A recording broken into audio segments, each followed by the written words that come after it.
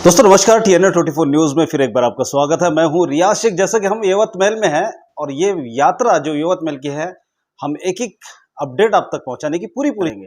तो लगातार बने रहिए मेरे साथ और देखते रहिए TNA 24 न्यूज। हम इस वक्त है यवतमाल के आमदार साहब के पास हम बैठे हैं, यहाँ ऑफिस में।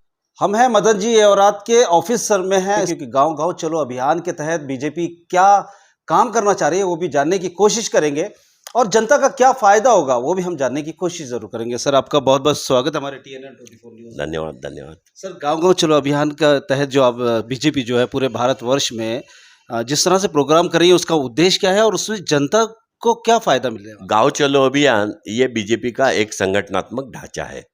4 से 11 फरवरी के बीच में अपने अपने सुविधा से हर कार्यकर्ता ने 24 घंटे एक जगह मुक्काम करके जो भारतीय जनता पक्ष ने गए इतने सालों में हमारे बूथ रचना, पन्ना प्रमुख, ये सब किया है और उनको अलग अलग काम दिए हुए हैं। उसका फिर से वेरिफिकेशन करना, वो बूथ पे जाके व्हाट्सएप ग्रुप बनाना, जनता को ये डबल इंजन के सरकार ने किए हुए काम ये तो हमारे कार्यकर्ता बूथ के माध्यम से बताते हैं। फिर भी उसमें से कोई लाभार्थी हो जिसकी कार्यकर्ता को भी जानकारी हो तो भी वो पहुंचा नहीं है, उसका भी तहकीकात करना हो। जैसे आयुष्मान भारत है, गैस की योजना है, हर घर जल है, राज्य सरकार का, केंद्र सरकार का मुफ्त अनाज है, ये ऐसी बहुत सी योजना है। राज्य सरकार जो किसान सम्मान निधि, जिसमें राज्य सरकार ने भी गए इसमें 6,000 अपना भी कंट्रीब्यूशन हमने दिया है। हमारी जो राज्य सरकार के माध्यम से आज VRO, ODRO, MDRO, केंद्र सरकार ने जो हर गांव में इलेक्ट्रिफिकेशन 100% हो, हर घर में बिजली हो, ये सब, या हमारा स्कूल हो, वो गांव में कोई बड़ा गांव है उसमें RH है, PSC है, अपग्रेडेशन है, या गांव के बुजुर्ग है, पुराने हमारे कार्यकर्ता है, उनको मिलना।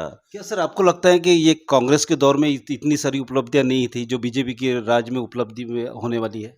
नहीं, कांग्रेस के समय में अगर इतनी उपलब्धियां होती थी तो कांग्रेस के ही पंतप्रधान स्वर्गीय राजीव गांधी जी ये तो बात बोलते नहीं थे कि मैं दिल्ली से 100 रुपये भेजता हूँ तो 15 रुपये गांव तक पहुँचते हैं, 85 रुपये मेरे आदमी खा डालते हैं, हमारे कार्यकर्ता खाते। ये तो राजीव गांधी जी का, स्वर्गीय राजीव गांधी जी का स्टेटमेंट ये पूरे देश को मालूम है, ऐसा बोलते नहीं थे। ये तो नरेंद्र मोदी की सरकार ने जब बैंक अकाउंट खोलने की बात की तो 50 करोड़ लोगों ने देश के बैंक अकाउंट खोले, जिनको ये सुविधा मिल रही डायरेक्ट बेनिफिट ट्रांसफर में, सीधा दिल्ली से निकले या राज्य सरकार से निकले कि हर योजना उनके खाते में जा रही। वहां ना बीच में कोई बिचौला है, ना कोई कार्यकर्ता है, ना कोई अधिकारी है। सर कांग्रेस के टाइम में 350 रुपए का सिलेंडर मिलता था, 350-400 रुपए का। आज 900 950 रुपए का मिल रहा है। देखो, 2 बातें हैं। तुम अगर खुद का बचपना याद करेंगे तो बचपन में 1 रुपए में 4 नारियल आते थे। अभी नारियल की कीमत क्या है? तो हमारी पेइंग कैपेसिटी भी बढ़ी है, तो हम उतना वो तो भी तो सोचना चाहिए। अब उस वक्त घर की कीमत क्या थी? कांग्रेस में जमाने में आधे अधूरे, यानी मैं जब 1996 में पहली बार आमदार बना, हर गांव में गड्ढा देखता था। मैं बोला ये क्या है? तो बोले जवाहर वीर। तो बोला ये जवाहर वीर क्या है? 7,000 रुपये अनुदान था। 7,000 वीर में कुआं ना होता था, गड्ढा होता था, और वीर यानी कुआं भी नहीं पूरा होता था। इंदिरा आवास 15,000 रुपये का था। अभी 2.5 लाख रुपए नरेंद्र मोदी जी दे रहे, उसके साथ में बैंक लिंकेज करना है। यानी समझो, आपको इंदिरा आवास यानी मोदी आवास में घर अगर मिल रहा है तो आप बैंक से लिंकेज करके बड़ा भी ले सकते हैं। 2.5 लाख रुपए राज्य केंद्र सरकार दे रही है। तो ये स्कीम जो एक्चुअल फैक्ट में जो हुए ऐसे स्कीम दिए, रुमाल का कपड़ा दिया और उसमें बताया कि तुम शर्ट सी लो, ये कांग्रेस के जमाने में योजना थी।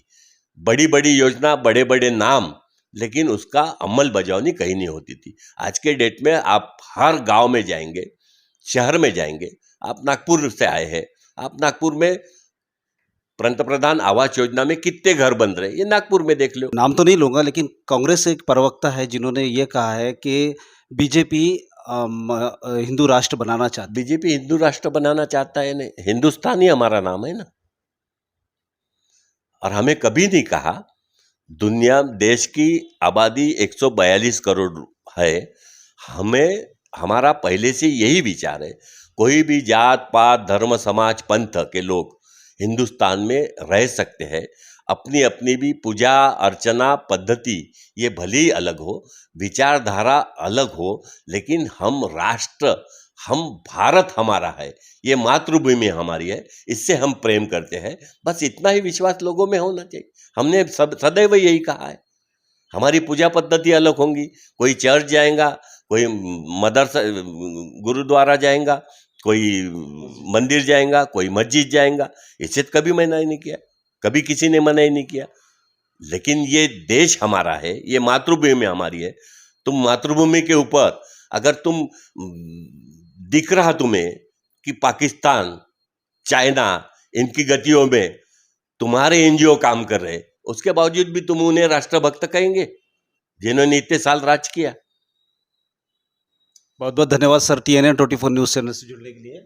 धन्यवाद दोस्तों, सबका साथ सबका विकास, तो मैं ये कहूँगा कि अब कहीं ना कहीं जो भारत का गुलदस्ता है ना, जिसमें हिंदू मुस्लिम सिख ईसाई सभी जात और धर्म के लोग बसते हैं, तभी तो एक खूबसूरत गुलदस्ता बनता है और उसी का नाम है भारत। तो आगे भी बने रहिए मेरे साथ और देखते रहिए TNN 24 news. Cameraman Sanjay Tiwari के साथ रियाज शेख।